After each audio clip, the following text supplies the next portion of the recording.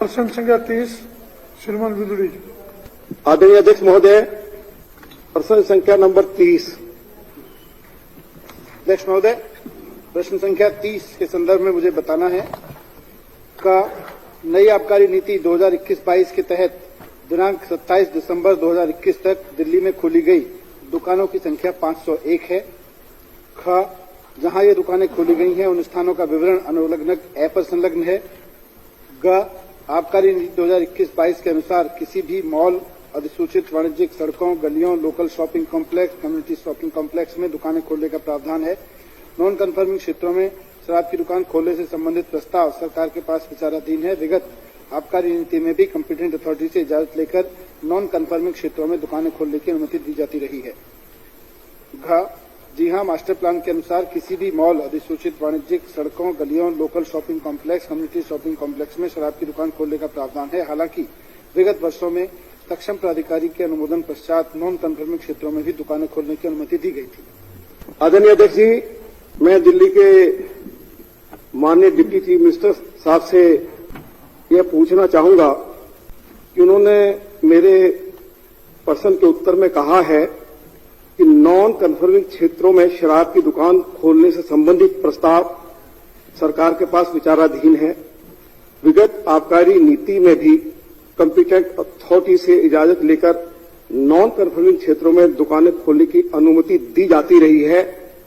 मेरी पहली सप्लीमेंट्री है, आदरणीय उप मुख्यमंत्री जी, मास्टर प्लान एमपीडी 2021 के लागू हो जाने के बाद क्या नॉन कन्फर्मिंग एरियाज या मिक्स लैंड यूज वाली सड़कों पर सरकार ने शराब का ठेका खोलने की कहीं भी अनुमति दी है?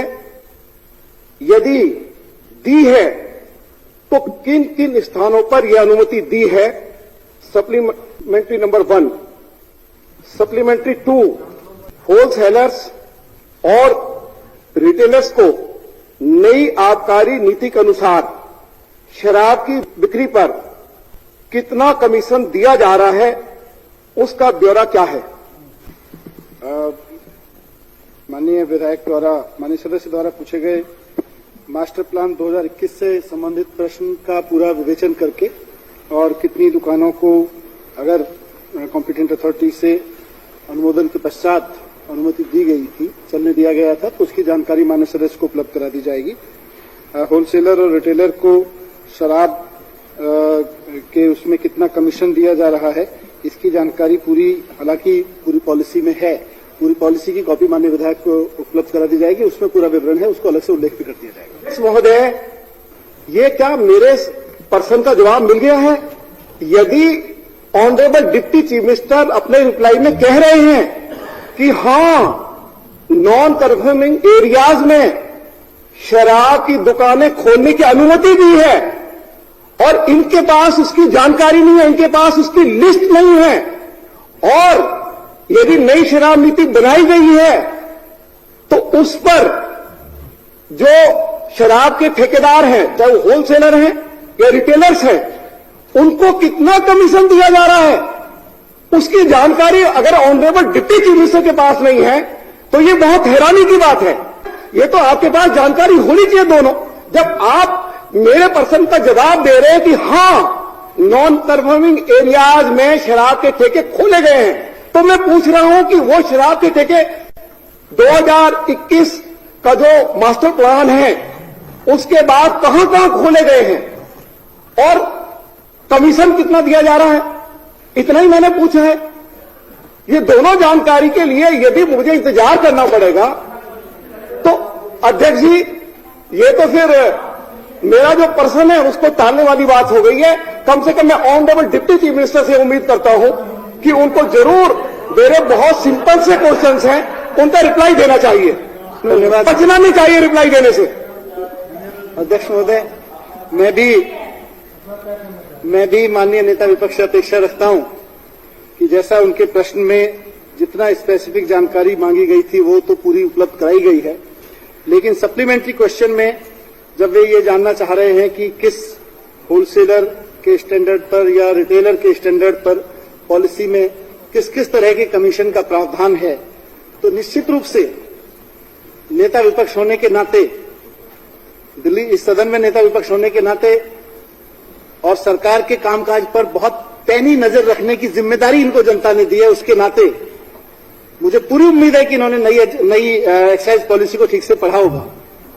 ऐसा नहीं है कि उन्होंने पढ़ा नहीं होगा, और उसमें लाइन बाय लाइन किस रिटेलर को किस शर्त पे, किस कंडीशन पर, किस स्टेज पर कितना कमीशन दिया जाना है, उसकी लिखित जानकारी उसमें भी है, और उसकी पूरी जानकारी मैं माननीय सदस्य को उपलब्ध कराऊंगा। उन्होंने अपने जवाब में कहा है कि अनुमति दी जाती रही है, तो किन किन दुकानों को अनुमति दी गई है, और आप ये नहीं बता पा रहे कि कमीशन शराब के ठेकेदारों को कितना दिया जा रहा है। वो कह रहे थे नई शराब नीति को पढ़ लीजिए। अरे जनाब, आपने मुझसे सुनना चाहता हूँ। ये भी कहा, मैं आपको जवाब भेज दूंगा। अध्यक्ष ये नहीं, आपको ऑनरेबल डिप्टी चीफ मिनिस्टर को डायरेक्शन देनी चाहिए कि उनको तैयारी के साथ हाउस में आना चाहिए। वो डिप्टी चीफ मिनिस्टर है, वो तैयारी के साथ नहीं आए हाउस में, मुझे खेद है। और वो लीडर ऑपोजिशन को बिलोंग कर रहे हैं कि उनको मालूम होना चाहिए। पॉलिसी आपने बनाई है, और आपको मालूम होना चाहिए पॉलिसी के बारे में। मैंने पॉलिसी नहीं बनाई है, नहीं अध्यक्ष जी, ये ऑनरेबल डिप्टी चीफ मिनिस्टर तैयारी के साथ में है, या वो छुपाना चाहते हैं, या वो दिल्ली के लोगों से छुपाना चाहते हैं। आप जरूर कहिए, आज वो खड़े हो गए हैं भाई, वो ऑनरेबल डिप्टी चीफ मिनिस्टर को कहिए कि वो तैयारी के साथ आए, हाउस में तैयारी करके आए। स्टार्ट क्वेश्चन है, सुन लीजिए प्लीज। लीडर ऑपोजिशन का जवाब दे, लीडर ऑपोजिशन का जवाब दे, सुन लीजिए। हाँ, आप जवाब देने से बच रहे हैं। आखिर क्या दाल में काला है, मंत्री जी दाल में क्या काला है? अध्यक्ष जी, वो बोल रहे हैं 500 सरकारी ठेके इन्होंने प्राइवेट ठेकेदारों को बेच दिए। मेरी रुचि इसमें है कि आपने प्राइवेट शराब ठेकेदारों के हाथ में दिल्ली के लोगों को बेच दिया है। यह है मेरी रुचि। किसी ने कहा अध्यक्ष जी, तू इधर उधर की ना बात कर, ये बता कि कारवा क्यों लुटा। मैं बताऊं कि कारवा क्यों लुटा? तेरा था रहजनों से वास्ता, मुझे रहजनों से गिरा नहीं। तेरी रहबरी पर मलाल है, आपकी लीडरशिप में मुझे मलाल है कि कैसे दिल्ली लुटी। आपके होते हुए डिप्टी चीफ मिनिस्टर